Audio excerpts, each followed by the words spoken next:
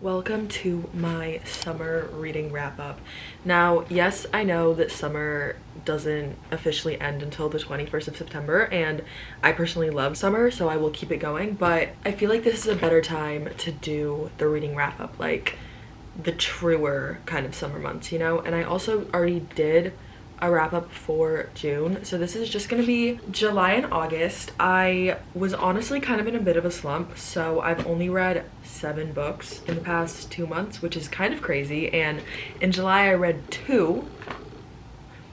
I'm just gonna blame it on the fact that I was on a family vacation that whole month, so I was kind of busy hanging out with my family. But yeah, I read 2 books, which is crazy because I brought 7 and I really thought I was gonna read all 7 of those. So yeah, let's get into these.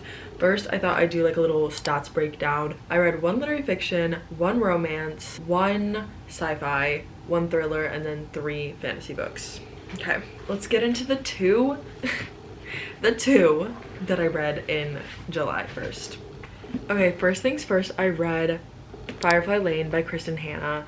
I had been wanting to read a Kristen Hanna book for such a long time. I've had it recommended by so many people that I feel like have very similar book tastes to me, people in real life, and based on the back of the book, I really expected this to be like my favorite Kristen Hanna book. Like I really thought this was just gonna eat and be like my literal just cup of tea, because it is about 2 best friends and the story follows them from like the 70s up until around the 2010s, I believe.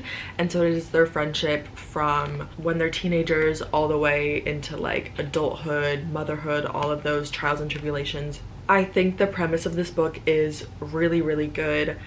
I just feel like it was executed honestly pretty poorly. I didn't like either of the main characters, which I feel like in a literary fiction you kind of sort of need a little bit, especially one that is just about these 2 characters being best friends. I fully like expected to love this book, so I like put tabs in here. There's not a single tab. There is not a single tab. I just found it very lacking. It's not to say that I didn't like the book. I thought her writing was good. I thought the lines were good. I just really didn't connect to the characters. I didn't really understand their friendship, which I feel like was kind of the point of the book. It's kind of to like show that like friendships aren't perfect, like there are imperfect people, but like you stay friends because you love that person regardless.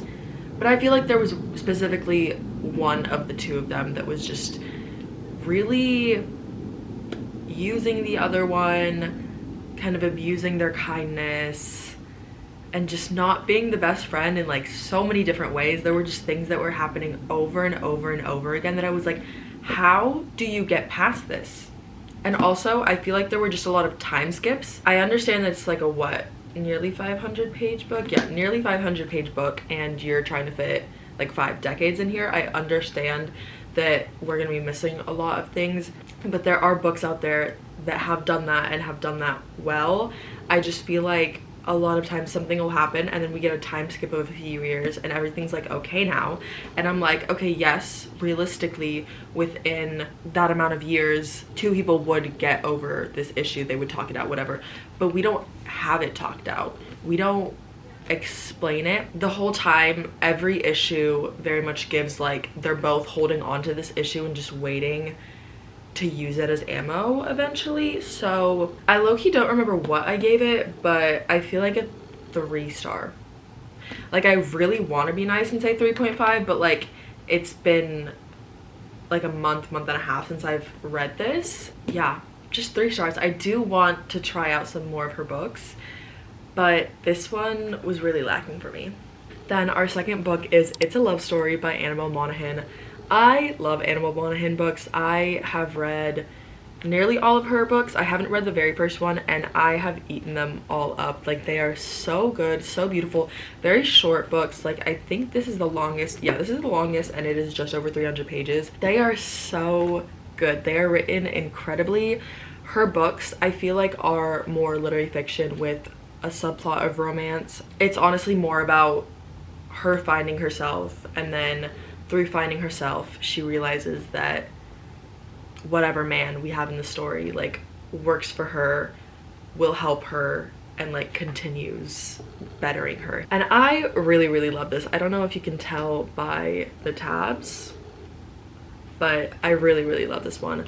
I will say it is not my favorite Anna on one hand, but as of now I would say she's my second favorite. I really love this one. I know I've seen a lot of mixed reviews on it, but I thought it was really precious. It's about this girl Jane who was a child actress on like this like little tween sitcom show, and she was basically like the joke character. So like everybody knows her in real life as this just like funny, no one really takes seriously kind of person, and the character's name was Janie. So like Janie, it's a little close to heart. And now she's like in her 30s and wants to be taken seriously, and she still works in the movie business, but she is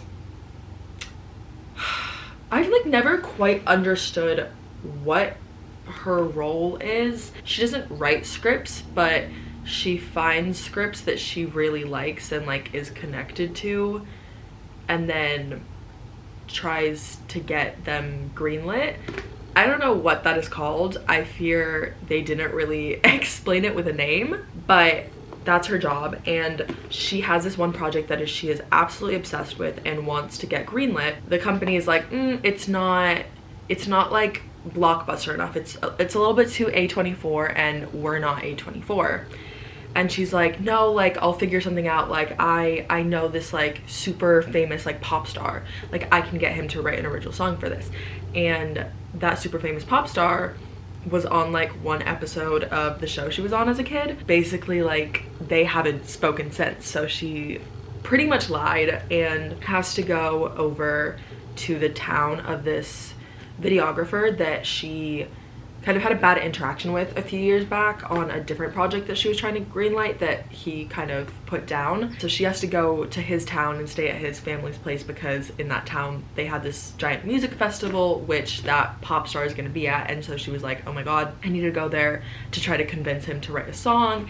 And she basically slowly just figures herself out, gets a little bit more comfortable in her skin, gets a little bit more comfortable being loud but also being soft, because people expect her to be this jokey loud character, but that's not who she actually is, and just kind of trying to sit with herself. And she slowly falls in love with Dan, who's the videographer, and it's a really lovely story and I really liked it. I think I gave her like 4.5, 4.75. like I really enjoyed this one. Now moving on to August, we started it out with a book that I should have read like in July, and that is my book club's book, and that was Morning Star by Pierce Brown, which is the third book in the Red Rising series. It originally started with a trilogy, so if you just read the trilogy, this is the last book, but they have since added on books. And I have to say, although this series hasn't been my favorite and I kind of expected more from the series as a whole, I really enjoyed this book specifically. I thought Morning Star was done really well. I feel like they added in a lot of elements that I enjoyed from the second part of Red Rising that I feel like we kind of lost in Golden Sun. Golden Sun's definitely my least favorite out of the series. I really did enjoy this one. If you don't know, I'm not gonna obviously spoil what this book is about, but the series as a whole starts off with this guy, Darrow, and he is a red in this society, and this society, he lives on Mars and he is a miner. And basically this society has this massive like caste system, and the reds are on the bottom and the golds are on the top, and it spans the entirety of our solar system that we live in, so like Earth, Venus, the sun, you know, all of that. And he is a red and basically like infiltrates the golds like institute for creating captains and politicians, and you know, like their high institute for the governance of the solar system. He joins this rebel group and infiltrates them. I don't even know how to explain it. It has been explained as Hunger Games but in space, which yes, there is like a little bit of a trials section in the first book, which is really good, and I really like that part. But it's definitely different, but like you still have the caste system, you have the trials, you have a lot of disturbing information just told at you point blank, which honestly I think is a good thing. But yeah, I really don't know how I would explain this series. It is what I want from a high stakes fantasy, but in sci-fi form, which I really enjoyed, and I feel like I'd give this book 4 stars. Like, it was a really good ending, and it does wrap it up nicely to end here if you don't want to continue the rest of the series, which I don't think I will be continuing, just because the series as a whole I liked, but it wasn't my favorite enough to like go into some others that are like literally twice as thick as this book as well. So yeah, she was like a solid 4 star. Then we read my one mystery of this season and my one mystery in the past, like, I don't know, 4 or 5 years, honestly, and that was The Last Thing He Told Me by Laura Dave. Now, I really enjoyed this book. I mean, take that with a grain of salt, just because I don't read mystery, thriller, all that kind of stuff, but I thought it was really good. I really enjoyed the plot line. I think the writing was incredible. I think the relationships that were woven throughout it were very interesting. They worked very well and they felt very realistic, and I just felt like it was very much like a big plot twist at the end that I completely did not see coming. I thought it was really interesting. I thought it was very like original plot twist, and something that I, at least in my head, have never really expected from a fantasy. Not a fantasy, a mystery. You can tell I don't read these. And I thought it was really good. It's like just over 300 pages, I believe. It's like short and sweet, which I think is good for a mystery, and really good. I will give you a little bit of the synopsis because I would honestly really recommend this book.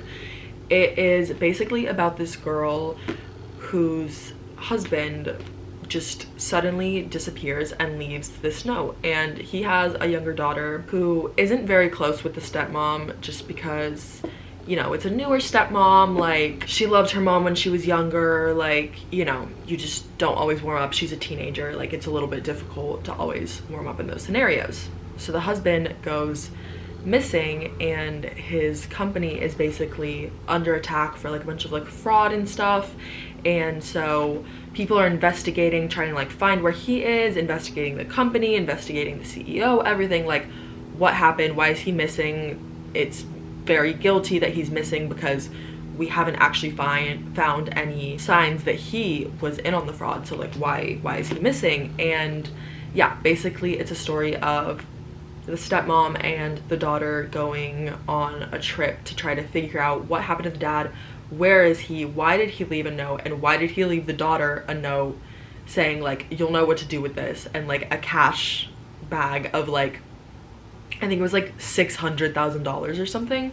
So yeah, they go on this like really fun road trip to figure out where the missing dad is, and I just thought it was really interesting, and I really liked the dynamic between the stepmom and the daughter, because they get like closer by the end and they kind of like understand each other. And yeah, I thought it was really sweet, and I would honestly give this like a 4.5. I really enjoyed this book, and I do think about it quite a lot. Obviously, just do take that with a grain of salt as a non-mystery girl, but I really enjoyed it.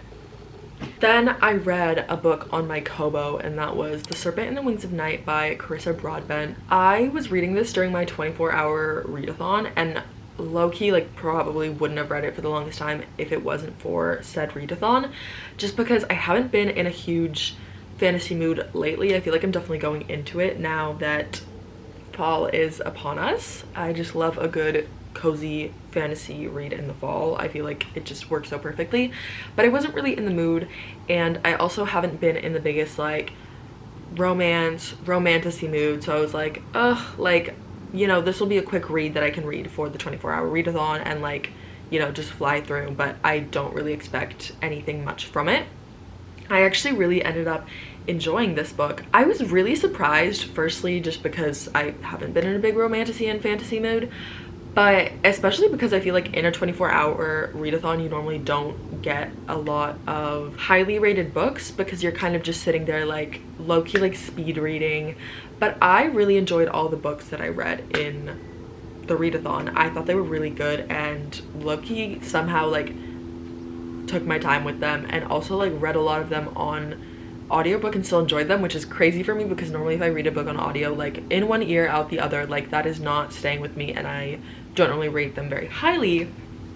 But I actually really enjoyed this book, and I thought the premise was really interesting. It's kind of, I was gonna say Hunger Gamesy. Let's just stop saying Hunger Gamesy and just say that something has a trial. So basically there is this trial happening that occurs every like 200 years or something, and basically if you win this trial you get any wish that you want. And we live in the world of vampires, so it's like a vampire trial, but this girl whose perspective we're in, I can't remember her name, but she is not a vampire. She was basically taken in as the daughter of like one of the vampire kings, and we don't really know why, and so she's trying to join this challenge to try to win and then like become a vampire so that she can live a more normal, less like constantly preyed upon life. And yeah, we just have these trials, and I found them pretty interesting, but I feel like the best part was honestly like the relationships intertwined with the politics of it. I thought the ending was so interesting. It very much did not go the way that I expected, and I feel like all of the characters, they just felt very realistic, because at the end everyone was making decisions, and like no matter what decision you made, it wasn't necessarily the correct one. Like you were hurting something in some way or the other, or like destroying a part of yourself or something, and I just felt like that was very realistic, and I really appreciated the way they tied the story in like that. And so yeah, I think I'd give her like a, I don't remember what I said, but I feel like a 4.25. Like she was solid, and I would like to read the other book, and I really enjoyed the way it was, but it wasn't this like thing that sticks in my memory, but it was a good fantasy read and I would recommend. Then the next book I read was An Ember in the Ashes by Sabaa Tahir. Guys, this book is so good, and once again, saying this as someone who wasn't in a fantasy mood when I picked this up, I thought this book was honestly incredible. I really appreciated and enjoyed the fact that it was YA, just because I haven't really been wanting, you know, romance, romanticy, that kind of thing.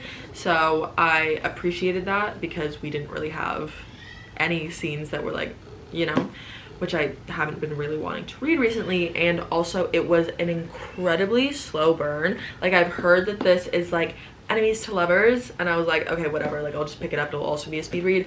But guys, it is such a slow burn that I'm like, I've started the second book and they're still not even saying that they like each other. Like they don't like each other yet, and I'm like, thank you.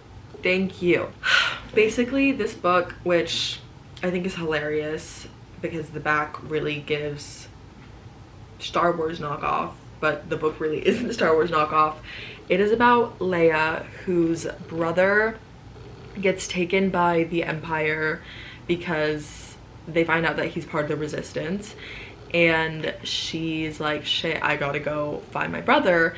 And like her grandparents and parents have all been killed by the Empire through like fighting with the Resistance and everything, so she's like, okay, I need to find the Resistance to try to help get my brother out. So basically the Resistance sends her in as a spy to the like Imperial Academy that like makes the Empire soldiers, and she ends up being like a slave for basically like the dean, or like the top person in the academy.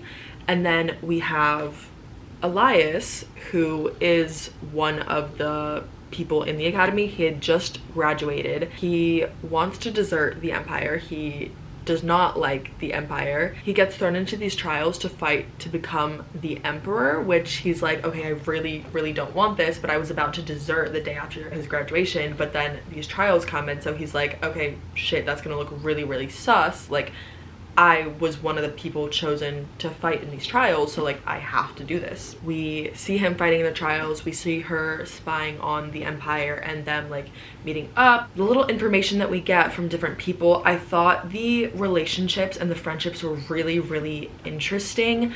I thought they were very like heartbreaking, very, very realistic in a fantasy sense of like everyone's not going to survive and the good people aren't necessarily going to survive, but also like it's not just going to be like all the good people die and all the bad people survive. Like it's a very, I don't know, it just felt very realistic, very real. I really, really enjoyed it, and yeah, I would really, really recommend. I feel like this book is like a 4.5. I could very much see this series being a 5-star series. I really, really, really liked it, and I would really, really recommend. And then the last book that I finished the other day is Air of Fire by Sarah J Maas. Here's the thing. Oh, I feel so bad saying this again, but I want to preface this by saying that I did read ACOTAR like a few years ago and I liked it, and I have read like half of the Crescent City series and I really, really enjoyed that one. I just have to say, I don't like Throne of Glass. I don't like Throne of Glass. I don't like the series. I've read 3 books of it now and I still don't really like the series. I don't understand how everyone says that it's like one of the best fantasy series ever, like Sarah J Maas's best series to date. I really don't enjoy it, and I have to say though, I do think Air of Fire was a good turning point. I do think it could have just been the first book in the series though. It was very like world building, very like we're getting all the characters together, like slowly understanding them, slowly understanding like the magic and the powers and the system, and like seeing that a war is like very much on the precipice, and I enjoyed that. I do just feel like there's so many characters and the writing just doesn't really allow us to get connected to them. Like I do feel like in her other series I got connected to the characters and it's the same writing, you know, but I just don't feel this connection. I feel like I don't like a single character, honestly. I feel like they're all just kind of like fine. There's no like strict reason why I don't like any of them either. I feel like they're all just unimpressive. I don't know. So I didn't really like that. I would give it a 3.5 though, because I do think it was a really good setup and I liked the magical aspect of this one a lot, I have to say. It's not an awful book. I just couldn't see me recommending the series to anyone because you would have to get through the first 2 books, which in my opinion genuinely have no plot, no character development, no interesting relationship dynamics. So yeah, way to leave on a nice note. But anyway, those are all the books that I read in the months of July and August. Thank you guys for watching. I am hoping to read, honestly, a lot more fantasy soon just because we're getting into fall.